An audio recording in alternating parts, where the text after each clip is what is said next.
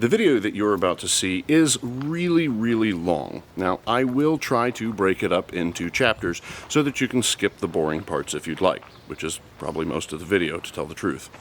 But in this video, I am going to set up a sprinkler.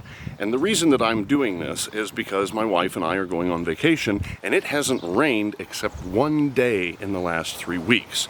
So, as you can kind of tell, the grass is suffering just a bit.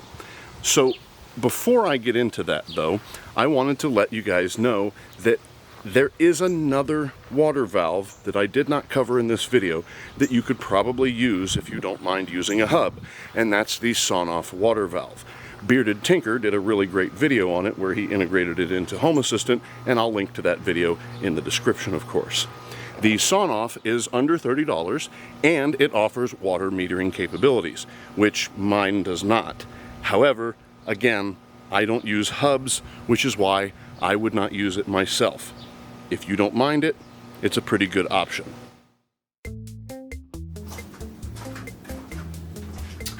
Hi. This is obviously not my studio. This is my workshop, which I think I've had in other videos, at least one of the two workbenches. The reason that I'm down here is that, well, it's twofold. One, the studio is still a huge mess from the incident that happened, see last video, and also it is extraordinarily hot still, so we have tons of fans and everything going, so it was just easier to do it down here for audio reasons. I don't know if the audio is any good. I hope that it is. I'm using the camera's inbuilt microphone because I don't have the equipment down here that I have upstairs to be able to set up the mixer. It's a thing. Anyway, so the reason that I'm doing this video, in the last video, if you saw it, I mentioned that I was going to be working on a device and I kind of showed it a little bit. I'm not going to be working on that device in this video. That device is mid-build upstairs, but something else came up that I thought, wow, this is definitely something that I should do because it's kind of like an old school Smarter Circuits thing. I bought a thing, and I bought parts to make the thing myself to show the cost difference and sort of what's really going on with this thing. So my wife and I are going on a trip, and we are worried about her flower beds. So we were going to have our son come over and do the watering, but then we thought, you know what, maybe we'll just set up a timer. And then I was like, well, I don't want to waste water if I don't have to, so I want to set up moisture sensors. So then I thought, well, if I'm going to set up moisture sensors, I'm going to want one that can at least talk to Home Assistant so that I can tell it, hey, start, or whatever. Somehow have a radio on it, Bluetooth, Wi-Fi, whatever. When I was looking for those things, I discovered that there are not many of these devices that work with Home Assistant, or at least I couldn't find many. I can only really find two brands. One is Open Sprinkler, and then the other is Rachio or Rachio, I don't know. The first one is overkill for me. I don't need an irrigation system. I just need one of those screws into the garden hose and then runs a impact sprinkler or one of those oscillating sprinklers, something like that. I don't have an irrigation system. The Rachio, Ralph Macchio, is expensive, and it is way more expensive than it should be. Same thing with the Beehive ones, although I do like the way they look, and they do seem sturdier, but there was no proof anywhere that it would even be slightly possible to use it with Home Assistant. I did buy one that I think probably isn't necessarily, out of the box ready for Home Assistant, but I think I might be able to make it work with Home Assistant, or at least just kind of futz around with it and see what I can do. Maybe I'll just tear it apart and show you how it's made. This was, I believe, $40. If I'm wrong, it'll be here somewhere, or at least the exact price. So, that being $40, I spent $15 on an irrigation valve, an inline irrigation valve. Now, I don't need an anti-siphon valve because I am not actually I'm not building a ground level or, dug in irrigation system. So this will be just fine because it's actually going to be vertical anyway. So I got that. It's 24 volt AC, so I also got a power adapter. I believe this was $13. I could have used my existing doorbell wire because it's 24 volts AC, but I figured, you know what, I'll do this, as someone who doesn't have that where I have it. It actually is somewhere where I could have just tapped off of it. Okay, and then I bought the adapters to go on the ends. I could have got one of these with garden hose thread, but it would have been a week and a half before it got here, and I'm impatient, so I bought this one, and it cost me an extra $6 to put the fittings on here. So we have 15, 13 is 28, and 6 is 34. So we're still underneath this, except this one does technically have 2 zones. We don't need them. I still feel like this would be the better one, even though it would go over for other reasons that I will describe when I get to the control part of that. I'm not going to do that down here.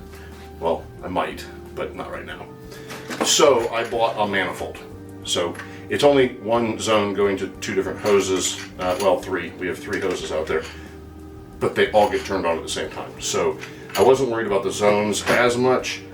If this one works, it'll be cool to have them because I could put one more sprinkler over on the side where I have some rather big bushes that I'd rather they don't die, but I'm also trying to conserve as much water as possible. And then I got a flat soaker hose for the flower bed.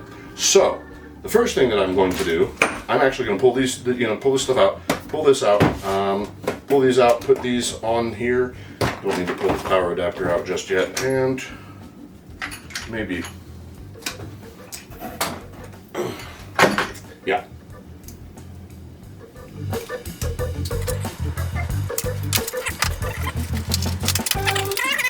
Alright, so this is probably just a supporting rod, it looks like. Yeah. Yeah, so it doesn't, I don't think I will need to do that. They give you this so that you can anchor it to the wall and then hook this on here so that it takes the weight. I don't need that. The faucet's fine. Alright, so let me open this. Only need one of them. Of course, you know these things come in a pack of just too many or way too many, but never just right. Yeah. I got to remember to talk. I'm not very good at doing unscripted videos, I think. But I'm working on it. I'm trying to get better because there are going to be a lot of things that frankly would just be better to do unscripted. Speaking of that, no. I was going to talk about the other channel. I mentioned it in the previous video. I will be talking about it a little bit more detailed in the next video because the thing that I'm going to be making in the next video belongs on both channels because it is an electronic doodad that I get to show you some cool stuff with, but that's the only piece of it that's that. The rest of it is not really electronic. It's a whole nother kind of thing that belongs on the other channel. You just have to go over there and find out after I do the next video. Okay, so let me get these out here. Try not to drop it and break it. Oh, beautiful.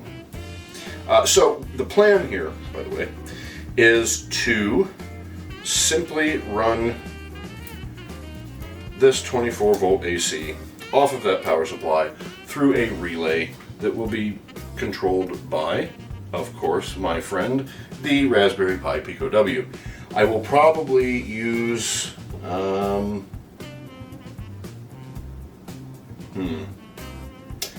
going to somehow leverage that 24 volt AC to power the Pi. I just don't know how yet, because you can't just throw a buck converter on it because it's AC, so I'll have to put a rectifier on there. But I have to do so in such a way that it's not exposed to the elements, so I may have to buy or build a box for that component. Ooh, wait, no. Ha ha ha. I do have a box for it. Anyway, doesn't matter. Let me go ahead and start getting this prepped. So that just shoved right in there because there's no surface seal. Oh, what am I doing? There's no surface seal. This, so this thing, that little thing about threads for you, this valve and most valves that you will find for not faucets are usually NPT, National Pipe Thread. National Pipe Thread is what they call a thread seal. So I don't know if you can tell on here, I don't know what my camera's doing because I didn't flip my little screen around either, but this is, and maybe I'll take a close-up shot if this is screwed up, but there's a taper to it. And so as you screw it in, that taper pushes out until the threads make the seal. Having PTFE Teflon, which is the brand name for PTFE, having PTFE tape on it helps to keep it in and might help to seal it somewhat, but really the threads should actually seal the thing. One of the reasons why I mention that is because I'm not going to put Teflon tape on this. I'm just going to screw it in because this is plastic anyway, so it's going to deform just enough, I feel like. And then all I have to do is just screw this onto the faucet and I am good to go. Same kind of situation over here, National Pipe Thread. These go from National Pipe Thread, 3/4 inch National Pipe Thread to 3/4 inch garden hose thread, which is a thing, in case you don't know, but now you do. Okay, well that was easy, super duper easy. So the next thing that I need to do with this thing, honestly, is just put the Raspberry Pi on it. So that I'm going to do upstairs here later, and you will not even notice the passage of that time. But there it is. That looks pretty good. Before I turn the camera off and go upstairs and try to get the control situations sorted for that, I'm going to go ahead and pull this thing out, and I might even try to go ahead and set it up and see if it will talk to Home Assistant, because it doesn't have to be on the faucet for me to do that. Just do a quick looky-see at the things here. Yeah. Okay. Oh, PTFE tape. They gave me quite a bit. Gave me 2 things of it. Cool. I could have used it, but I didn't have any. Or do I? Oh, well, I guess I have some on my shelf too. Alright, well, just chalk it up to laziness. I'll need that. So this is the hub for this thing that is supposed to talk to Wi-Fi and then relay that information to this unit. From all of the ones that I have seen, I haven't done extensive research on this, but from all the ones that I've seen, the general setup for these is that you have a hub that communicates with your 2.4 gigahertz Wi-Fi, and then it in turn relays information via Bluetooth to the actual unit itself. I believe the reason that they did this was just so that you had sort of a jumping off point. Chances are you have an outlet closer to your faucet than your internet connection is, so this is sort of the go-between for all of them. I don't know if that means that you can directly connect to the Bluetooth on this unit from Home Assistant. You're supposed to be able to do it from the phone, but of course it may have its own little proprietary language that it's speaking. If not though, that would be epic, because then I wouldn't even need this little thing. And I would just take it apart, see what's in it, because that's what I like to do. This is surprisingly heavy. I will give them that. It is surprisingly heavy, and I believe that's even without batteries. It is. So it looks like it takes 4 AA's. I can make that happen. I may have to run upstairs real quick to do so, but I can make that happen. And then, you know, you're supposed to be able to just hit these buttons to turn either one of these on, and then the rest of it all happens from here. This is somewhat substantial. I'm actually shocked by that. It was one of the cheaper ones. It wasn't the cheapest. The cheapest was $30 and only had 1 outlet. And also wouldn't be here for a week. So, or 2 weeks, something like that. Oh, nice. The joys of a smart home. So, yeah, this thing is, I'm surprised. I'm actually surprised at how heavy duty it feels.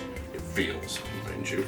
And this would make a Big Clive happy, probably. Look, weep holes. Weep holes. So if water does get in the innards, it'll let it out. Okay, I'm gonna go grab 4 AA batteries. I'll be right back. I should have said 1 moment, please. Now, it will break my heart somewhat if this doesn't talk to Home Assistant in any way, shape, or form, because it would be really neat if it did. It would save me a lot of time and headache, which is why I'm almost certain that it doesn't.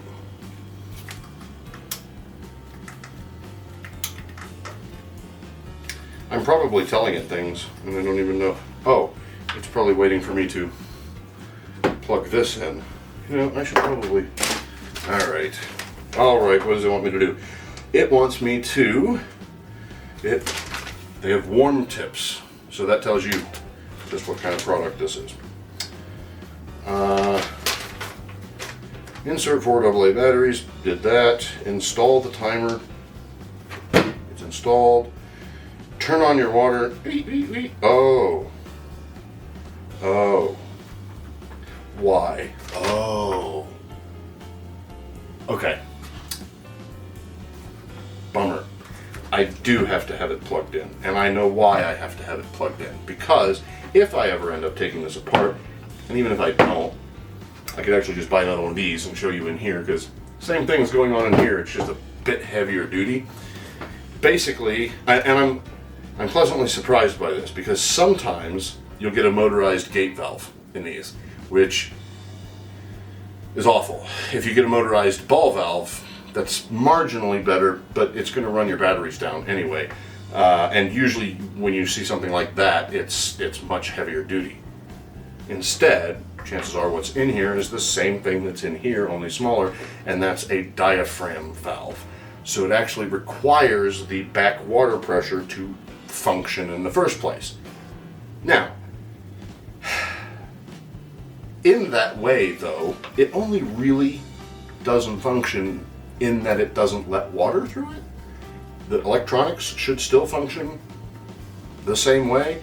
The little solenoid, if it pushes on the diaphragm, it's not going to be a big deal.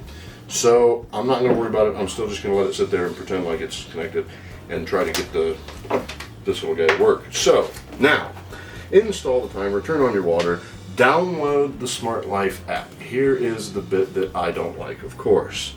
Scan the QR code, do that. Let's just skip that and let's see what else we have. Power the Wi-Fi hub and timer. Long press the button on the Wi-Fi for 5 to 10 seconds until the green light flashes quickly, blah, blah, blah. Pair the Wi-Fi hub. You have to search for it in the device, or in the app, which is usually how these things go. I was sort of expecting that. If I can set it up through the app and then take it offline, I will still accept that as a cloudless implementation. Not that they mentioned that it was cloudless in any way, shape, or form. Not sure what they will do with my lawn watering data, but I don't know, probably make it subscription. If I say, well, if you want to use Zone 2, you're going to have to pay a subscription. All right, let's see. I hope they're not watching. 2 irrigation modes, I don't care. I guess that's it. Okay, so the rest of this is just how to connect it to Google or Alexa. I don't do either of those things. So, I guess I'm just going to have to download this stupid app. Alright, downloading stupid app.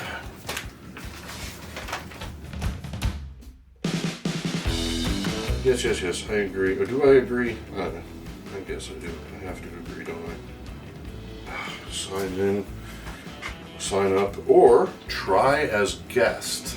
That is promising. I like try as guest. Some app features may not be available without login. I'm okay with that. Also, I'm not in Canada. No, I don't want you to send me notifications. I hate you.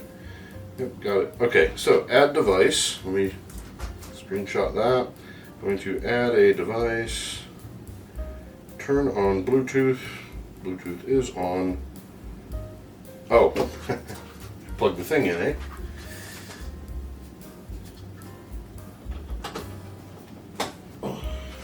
Okay. Waiting, searching for nearby devices. Take a screenshot of that.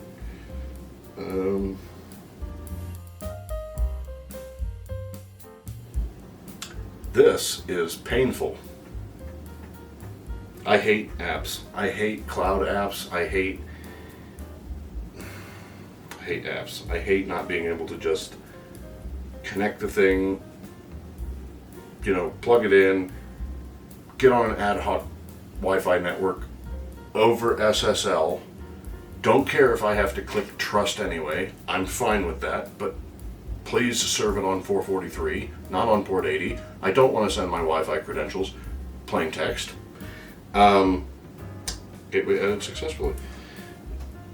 But if you can just plug it in, get on an ad hoc Wi-Fi, set up your Wi-Fi, hook it up, boom, you're done. It speaks COIOT or RPC or MQTT, and just, we're good. All right, done. Notification test. This device is a security device with alarm notifications.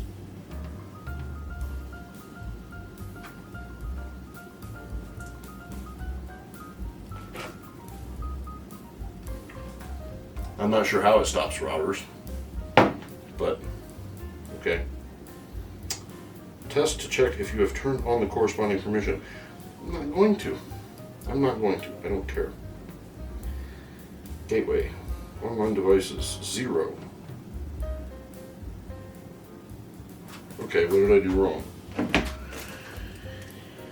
Well, I didn't turn on the water. Maybe that's it.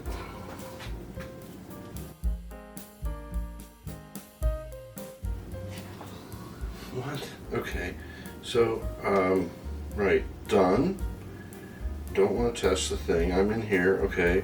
Oh, add device to the gateway. I see. So there's an add device, and then you add the gateway, and then you go into the gateway, and you have to add device again.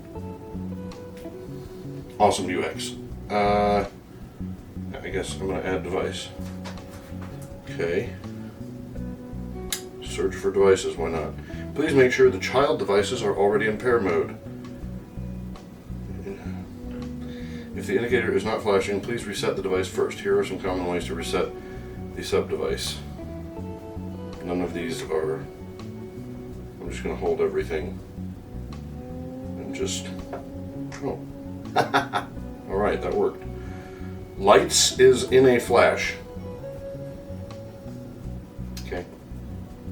Lights is in a flash.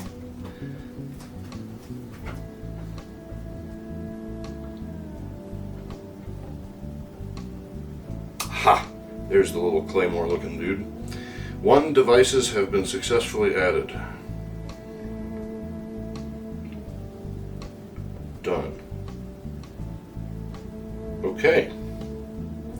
It is now on the Wi-Fi. I love how it has zone 1 is apparently hot and zone 2 is apparently cold. Clever. Let's see. Oh. I screwed up. I put it on the wrong Wi-Fi.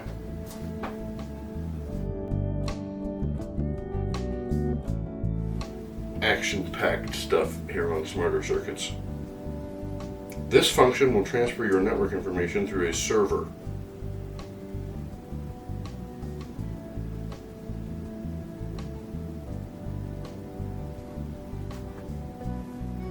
Why? Why will it do that? I don't like that at all. That is awful. That is Diivoo. You guys, you need to not do that. Like they'd be listening to me at all. I guess I'll agree. So the network that I'm connecting it to isn't connected to the internet anyway. Not that that would matter. Can't really connect to somebody's Wi-Fi with their credentials over the internet, but I mean, unless somehow it was tied to the login, which in some, I mean, there are some routers that are that way. Okay, current network, and it's saved the other one as an alternate network. That would be okay with me if it wasn't on a server. I don't like that at all. I really don't like that at all. So I'm really hoping that Home Assistant is going to tell me, hey, I picked up this weird thing. Why don't we do something with it?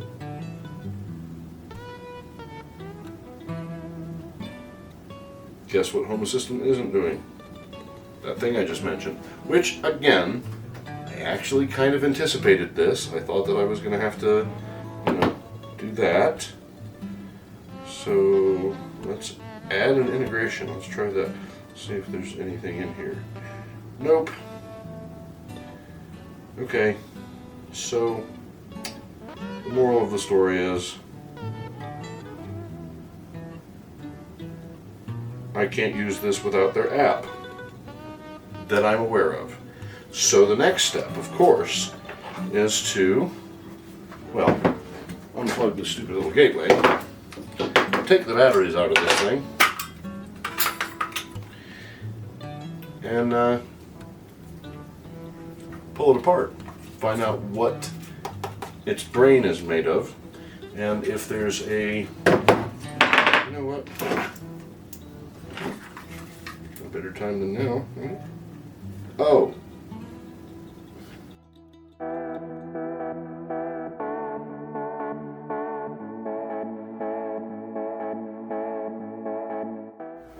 Okay, here we are at the workbench. I have been fiddling with this thing, the Diivoo something.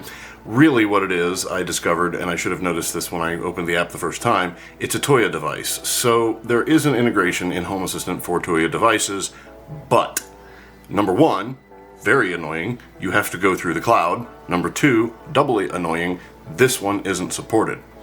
I couldn't even try it the way that I didn't even really want to do it. It didn't even work the way that I hate. So, well, at least with Home Assistant. So I'm going to tear it apart and see what's inside, as well as this guy. What I expect is that this thing has some sort of ESP32 or similar system on chip. This one might as well, but it may have a very simple control circuit with just a Bluetooth radio or something else. It does not actually, does it specifically say? No. It doesn't specifically say that it is Bluetooth. Working voltage, Wi-Fi frequency, 2.4 gigahertz only, for indoor use only. Yeah, there's nothing that says that it is Bluetooth. So this is the Diivoo model WT-05W. I did notice, oh, I should probably flip that around. I keep forgetting that you guys are, here, let me zoom in on that for just a moment. So this, I did find a lot of information from Canadian posters about this device. So I'm assuming that the primary market is up there. Not that that makes it any different than what it is, which is kind of crap. The build, though, the exterior build quality is, you know, it's not awful. There was, so, oh, I do want to point this out. The second time I put batteries in this, it would not come on and would not come on. And then I realized what was happening was this contact here wasn't making, well, contact with the battery. So I had to bend it with a razor blade in order to make it contact the battery. Also, and I think this is very interesting, I got a package today, and in this package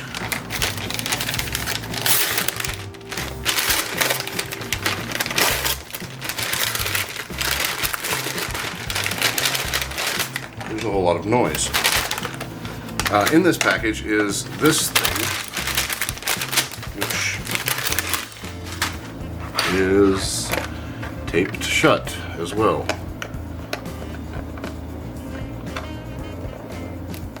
Love that. Okay, well, I mean, I guess I understand. That actually wasn't that bad. Alright. This is a precision screwdriver kit. I have a lot of these just kind of floating around anyway. Hopefully I can actually keep this one in some sort of good order, but the only reason that I really bought it is because it uses tri-wing screws. Which is the reason that that's kind of weird and funny to me is that so does the Nintendo Switch.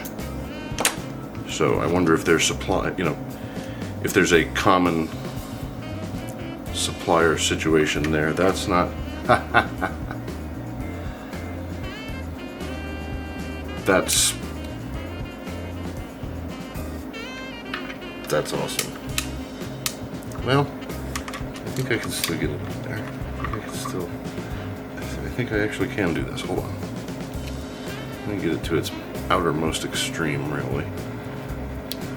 Alright, well, that was money well spent. Let's see if we can at least get this thing open. Yeah, alright, well, that's coming along. Okay, so taking this out. My wife had actually suggested that I return this device, and I could have got my $40 back. That is kind of semi-significant, but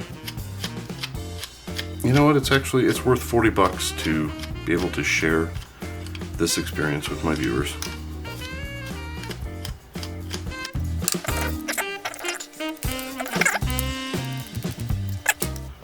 And hopefully this just sort of, comes apart. We have a little button. Now, I want to reiterate a couple things. Number one, I am obviously not Big Clive. Number two, I'm not even an EE. I am not an electronics engineer or anything. I am just a hobbyist with a little bit of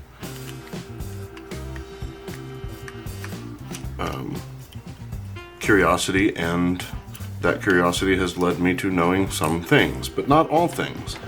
And there are a lot of times when I am wrong. But, oh, hello. CR3L. Well, let's look that up, shall we? CR3L. Just gonna speed through this. Sorry if this is boring. Maximum CPU clock rate of 100 megahertz. Wow. Low power KM4 MCU. Wireless LAN. Has two. Oh, I see. A wireless LAN Mac. Well, duh. WLAN module, Wi-Fi module. 4 megabytes of SRAM, 4 megabytes flash memory, and extensive peripherals. It's an RTOS platform that integrates all function libraries of blah blah blah blah blah. I see. Okay, so it is a very, very bare bones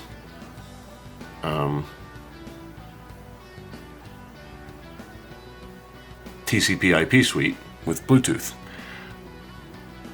And interestingly, we have some, it's got some useful GPIO pins, which, I'm sure they use it for many, many other things. As a matter of fact, I'm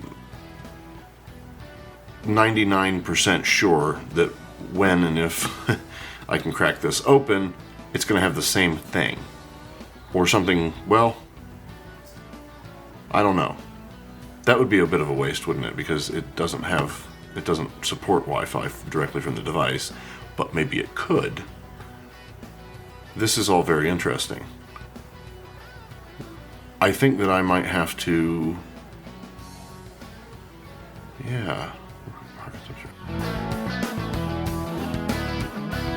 if I can do something to it, see if I can reprogram it. So I'm gonna have to take this thing,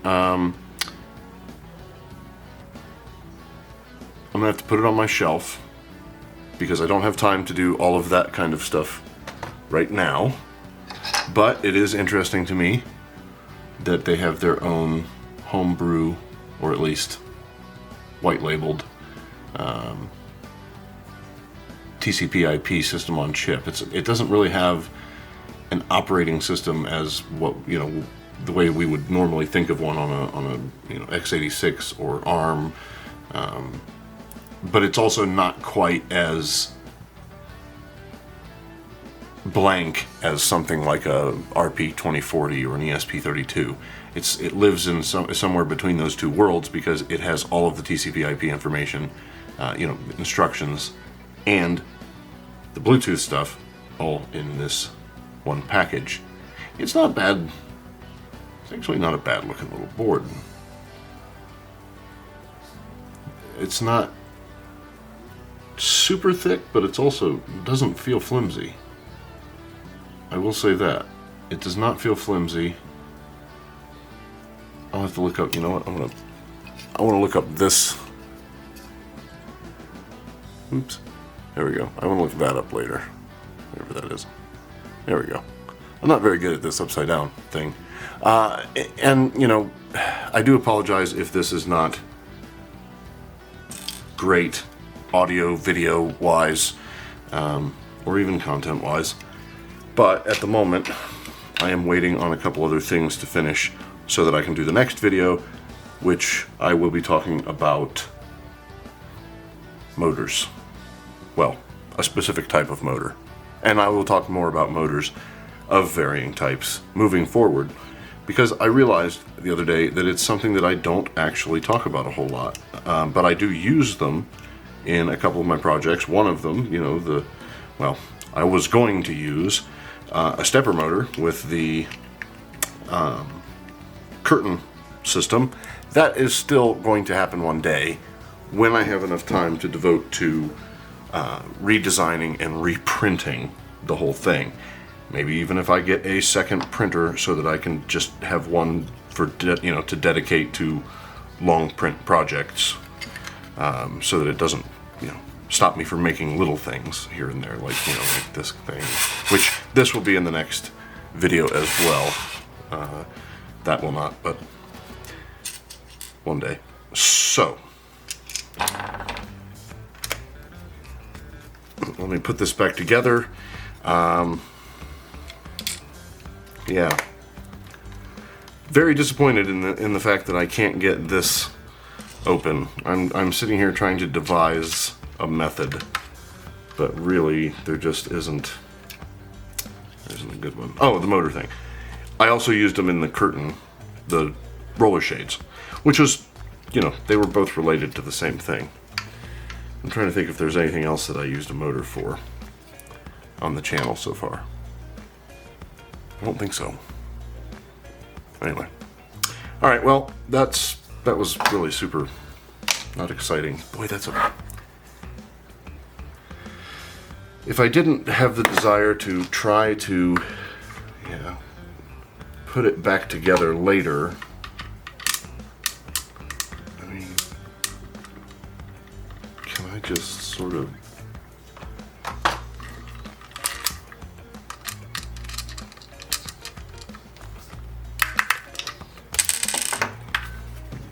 do click, click, click. Oh, well, that's interesting. That's both interesting and sort of stupid. Wow. All right. And I'll bet you they're not Phillips. I'll bet you that those are actually this guy. But I'm going to use a Phillips screwdriver to get them out. Wait, I still can take this apart. All right. All right. The excitement is back, ladies and gentlemen.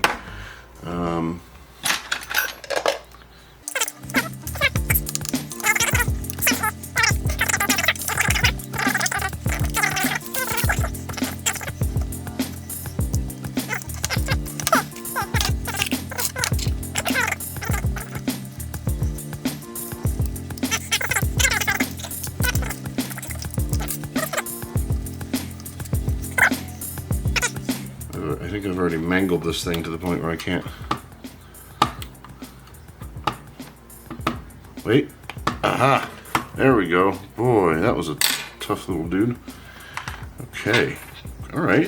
This little set that I have here is, I like it so far. Very good. All right, let me get this. I mean, other than not being able to get down into deep holes because the damn thing is too big.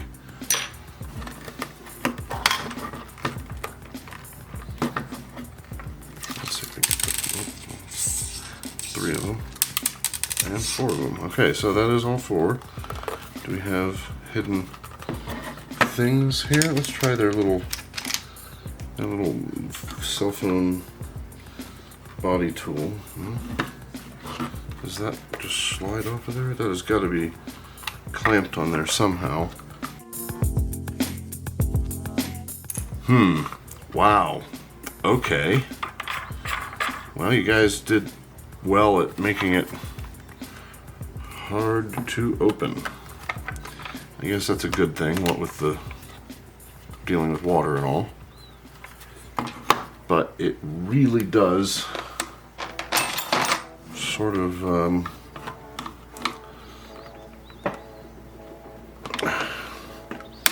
keep me from doing what I want. Aha! There we go. Just a little bit of a little violence. That's all it took. A little violence. Okay.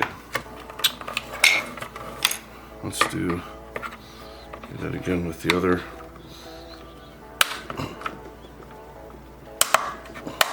There we go.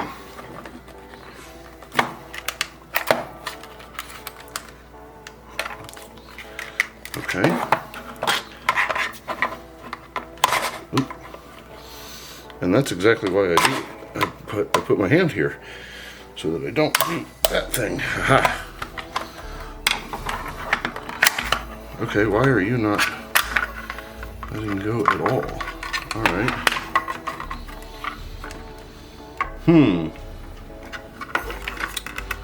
That does not want to let go of the other piece. Okay, well, there you have it. That's pretty much what I expected. These are little tiny solenoid driven diaphragm valves. I don't know if that's the technical term or not, but that's... Now I shall take them off of the back so that hopefully I can see the control circuitry, which they have quite expertly hidden. You know what I'm going to do? I should have done this earlier, and I apologize for not doing this earlier. I'm going to go ahead and bring you in here closer so you can really see, really witness the destruction. Oh, I think I demagnetized it. Okay, and I don't have my magnetizer up here, so it's not that big of a deal.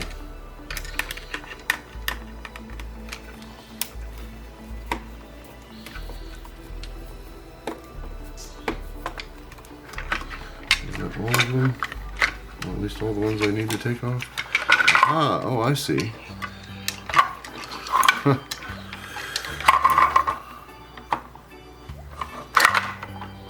That's fascinating as well. I kind of, all right,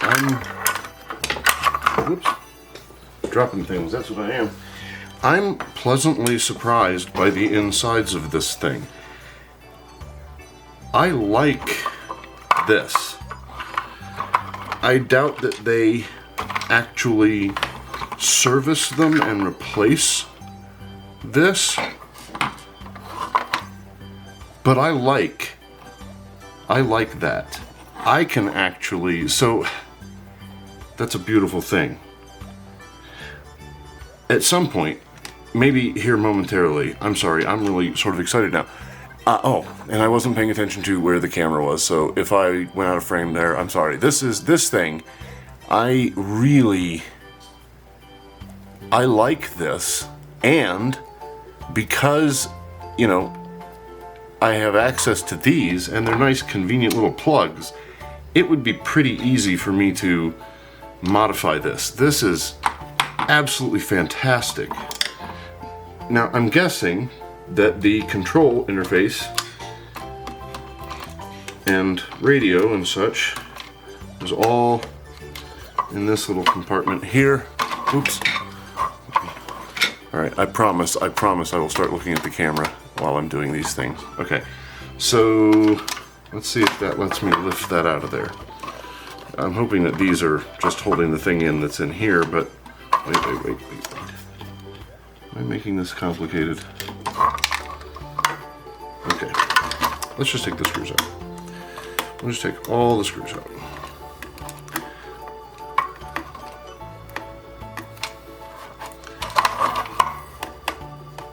Not that you can really see what's going on anyway. And I'm shaking the heck out of the table. I do apologize for the wobble vision at times. At some point I will get a heavier workbench so that is no longer an issue. Oh, look at this. And you know another thing that I actually do really like about this, and it's, you know, it behooves them to do this anyway because it's cheaper, that all of the screws are the same length and size. That is great, so I don't have to worry about, you know, figuring out what quadrant each one goes in. Or however I think of it when I do it at the time. Okay, you know what? That one can stay in there and think about what it's done. I swear this just, yeah, it's separated. Okay, maybe I do have to get that one out of there. Come here, you. Well, it's out of there, but this still does not want to play ball. Okay, why? What is holding you so steadfast?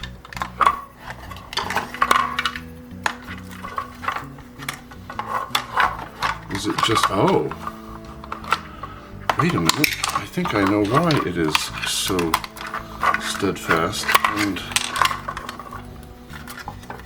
yeah, I see. I am pulling it through. The wires are getting shorter. They sort of went out of their way a little bit here. With which this is so this is beautiful too. This is basically flex glue. I would bet a little bit of money that it's the exact same stuff that flex glue is. But anyhow, in order to, I have to just sort of scooch this down, trusting that those solder points are good. And I mean, okay, impressed at the construction. Absolutely impressed at the construction. You've got this really cool little watertight box in here that I can use with watertight connections here that I can use. Honestly, everything about this is sort of perfect. And so here we have our Bluetooth unit. So that's all this is. This is just a Bluetooth unit. No Wi-Fi. That's okay. And I'm also assuming that it's, you know, trained to be a secret Bluetooth device. And I wish I could figure out, I'm not good enough to figure out how to find that device and talk to this thing. I'm not that technical. I know there are guys that can do it. And if you are one of those guys, and you want to give it a go, get a hold of me. So, guess what? These two are Tri-Wing. Tri-Wing. So, take these off. And what I should be left with underneath is just a couple of buttons. And that's fine. Or, well, the pads for the buttons anyway. Yeah. Okay, well then. Yeah, that was kind of exciting. I'm really happy about this because I can goof with this. Oh, so the thing that I was thinking about doing, I was thinking about, oh, so that's interesting. There's just pads for the serial connection over here. All right, that's cool. I might use that. It even says on here that it's 3.3 volts, which, you know what, that makes sense.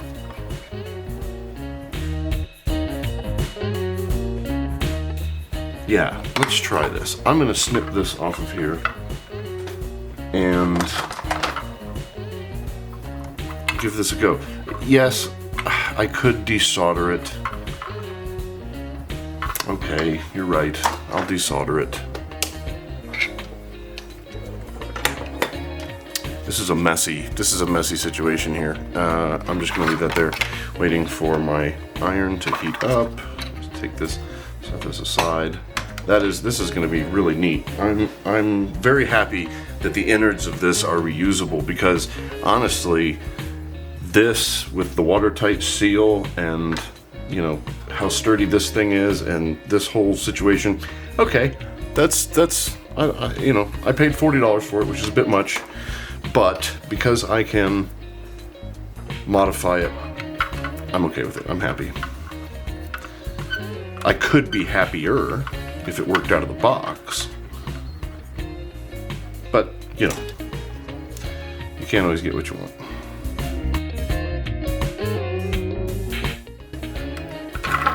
Oh, let me just do this. There we go. Okay, so that's done. Very good. There's the control board. You can get in there, get nice and nice, neat little dude. It's actually not bad, I have to say. It looks pretty good, all truth be told. I can do it this way. So there it is. Yeah, not bad, but not what I want. Doesn't let me use a cloudless implementation, so it's got to go. And it's gone.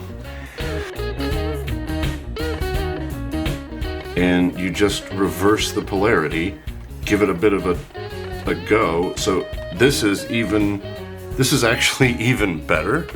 I love this for so many reasons. Let me count them. Number one, all you do is reverse polarity and give it a pulse. You don't have to continuously give it power to hold the valve open.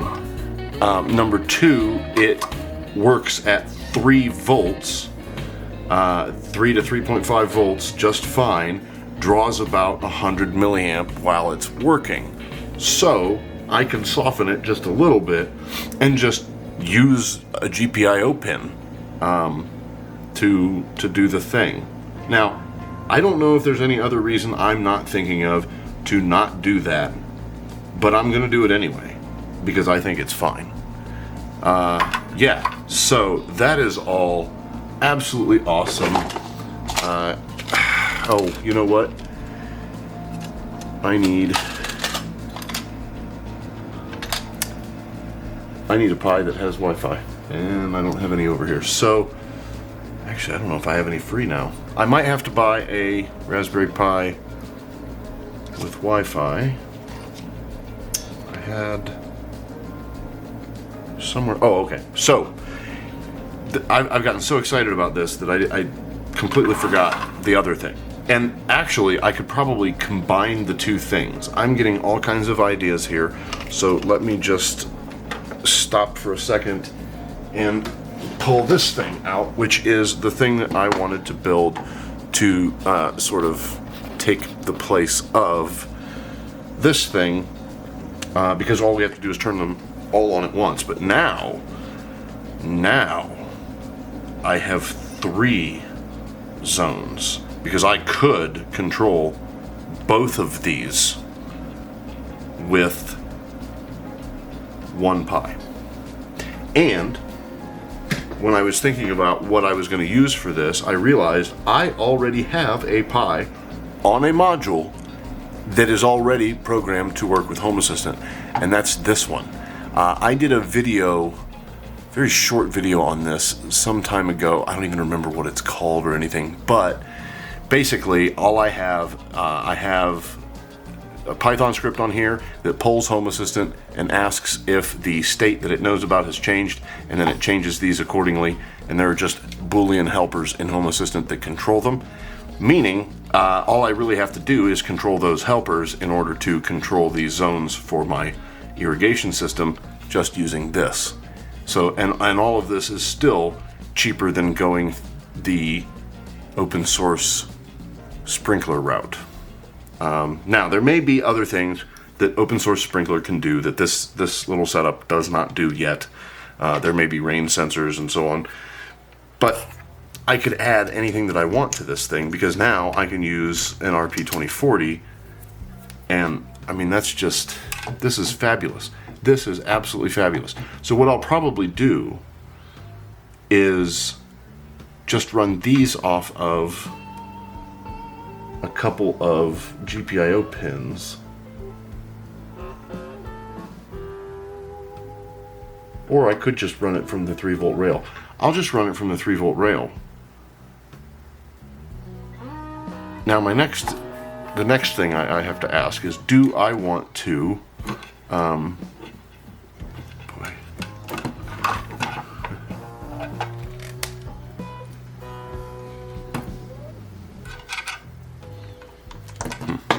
do I want to use the battery pack, or do I want to power it?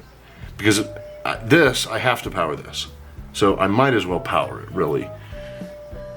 Which means I need a DC-DC step down with a rectifier.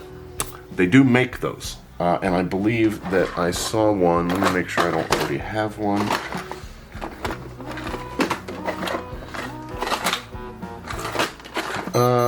No, I have the voltage regulators, but I don't have the rectifiers. So I'm gonna have to put an order into Amazon in order to finish this.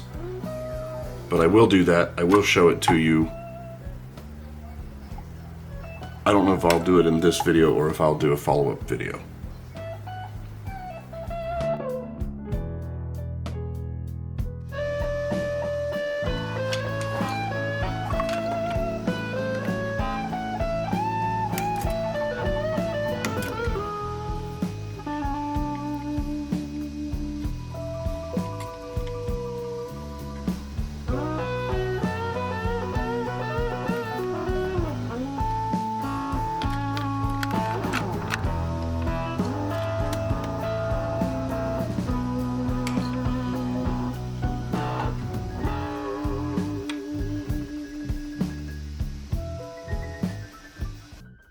This doesn't really even need to be watertight at this point, because if the water came out on inside here, it wouldn't be exposed to anything that it wasn't already. But, you know, I like to have it kind of mostly the same.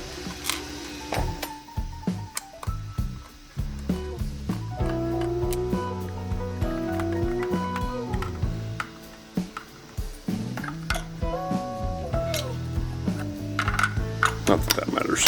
It doesn't, but it would bug me. Okay, so there's one unit, and here's another unit. And what will happen is I'm going to have to set up. So there are several ways to reverse polarity. I am going to use 3 relays, 2 to reverse the power supply and 1 to actually turn the power on and off, because this one only needs momentary power to change its state. So this is our 24-volt AC power supply that will be connected to one of these relays, as well as a converter when it comes in when it's delivered tomorrow.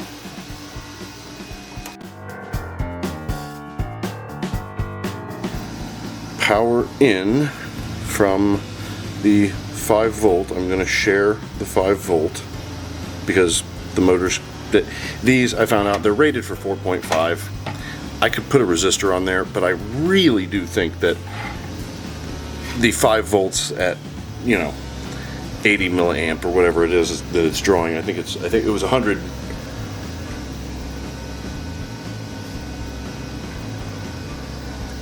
Whatever, you know, I think that the difference of a half a volt probably won't destroy the motor.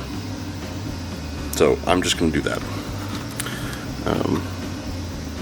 Yeah, so let's start here.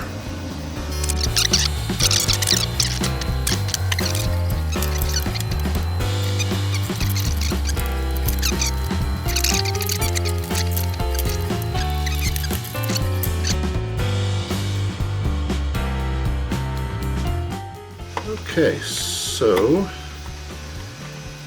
now I have power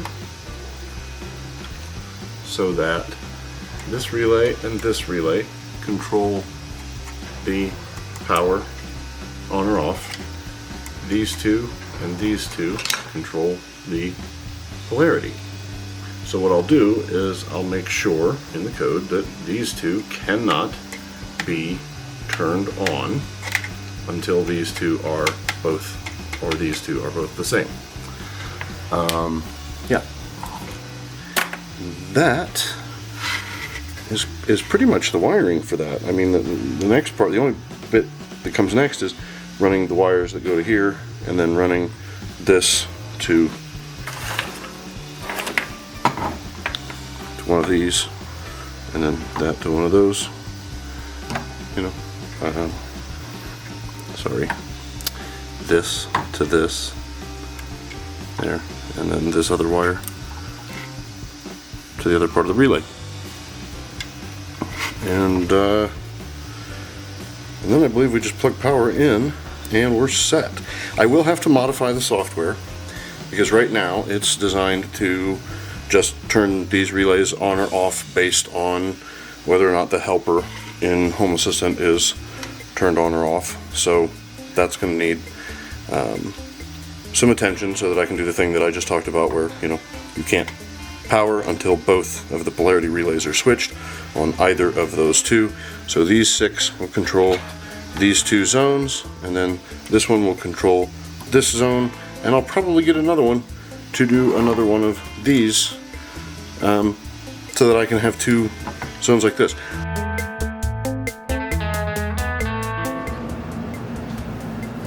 Of course, it is probably really loud, so I don't know if I'm going to use this audio, but I am not turning off the PTAC unit that doesn't work for weeks on end and then mysteriously decides to keep me cool and comfortable. So I'm going to keep the cool and comfortable. Sorry. I got the thing. This is the thing that I needed. I am going to have to hook up the power supply, turn it on, and test the output with my meter and adjust it so that it's giving me the 5 volts that I want for the control circuit. So the control circuit, I've decided I'm going to run the power out through the window because I don't feel like I can do that and only have a little bit of wire versus having to, you know, run, I think, about another 20 foot, no, it's probably only 15 feet of wire to the exterior plug. So, and all of the control stuff is going to go in this nifty watertight thing that I made less watertight by drilling a hole in it, but it's going to sit that way on the ground. Should be just fine. I might 3D print some, you know, like a holder for this, and, you know, to keep these. It's not going to get moved around, so I'm not all that worried about it. I will do that later. The top for this device is gone. I used it when I made the thermostat for the game room. I had a little trial and error with the first lid before I got the screen into the second one, so the first one is long gone. Alright, so now what I want to do is go ahead and give these some leads. These are going to be Let me see if I can do this like, oh well, upside down. They're going to be like this off of a Y. So, yeah, so basically like this, or probably more like that. Either way, doesn't matter. The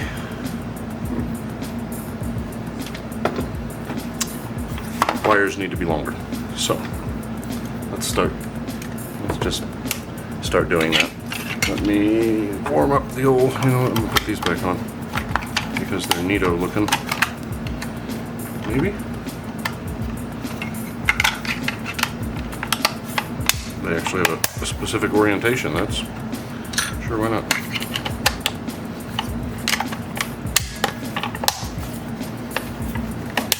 I mean, you can barely tell I touched it at all.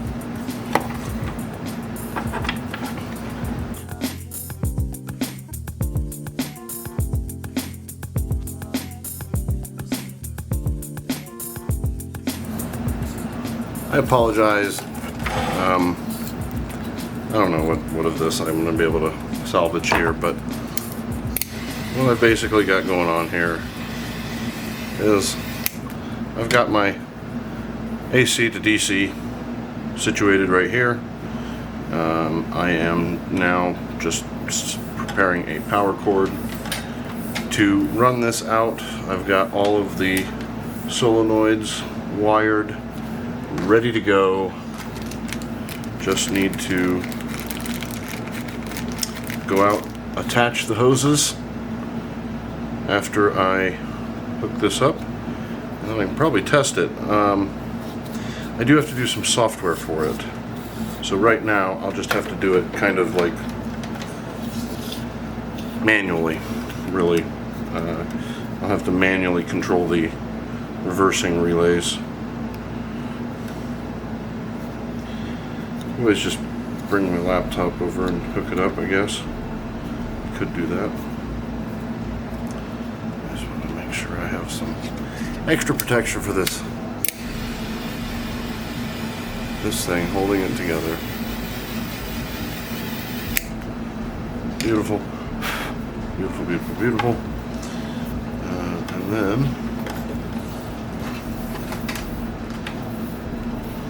this goes back through the bottom of this.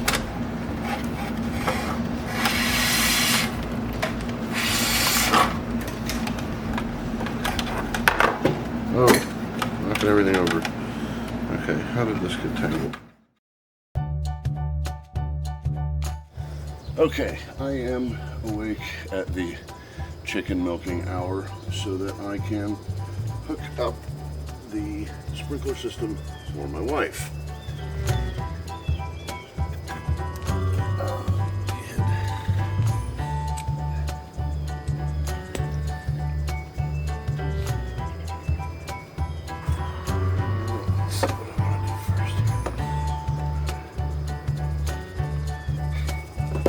Honestly, I could probably just go ahead and set that up there, I think.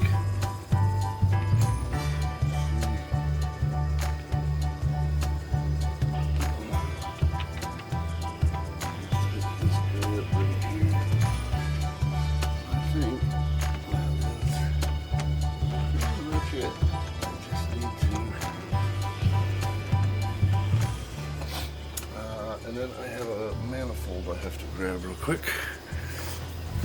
Well, that was a small pain in the butt. And I wonder, yeah, see.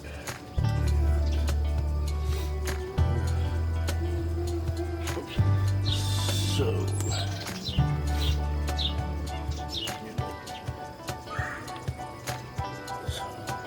This one here. Where is this? What is this? What's going on here?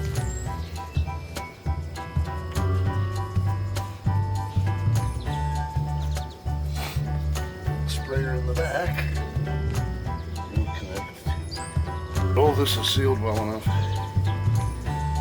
It's not just going to spray everywhere.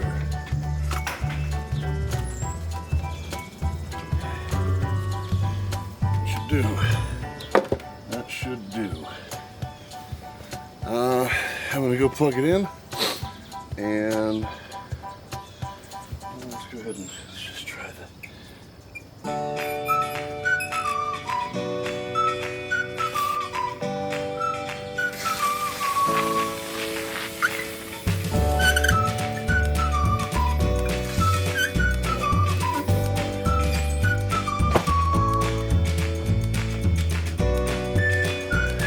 Okay, we should have power. Hopefully it can reach Wi-Fi.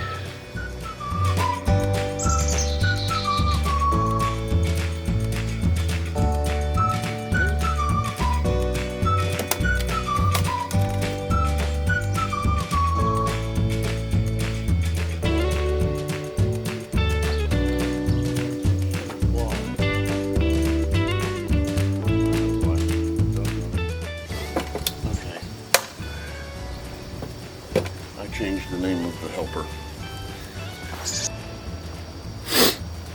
Okay, thanks to a tiny hiccup in the software because I rewrote it last night and renamed the helpers and Home Assistant so they weren't generic, so they actually referenced the zones. I have to do this. So, now that that's done, should be good to go. So let's find out. I'm gonna go put on the power. All right. Oh, we have power, apparently. Okay, didn't mean for it to, I should have turned it off before I did this. Okay, so 3 is the sprayer and soaker. 2 is, okay, so I am going to do a thing, hopefully, and not regret the thing. Okay, all right, I am going to walk around to the back and show you the thing working.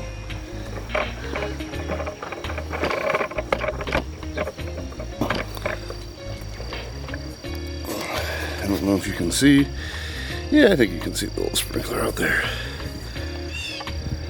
Alright, so I am going to turn on irrigation zone 1. And we should see that sprinkler come on. It'll take a moment. It pulls every 5 seconds to see if it needs to change its state. And there it goes. We're off. Very good. So, I'll go ahead and turn on all of the irrigation, and that's that. So,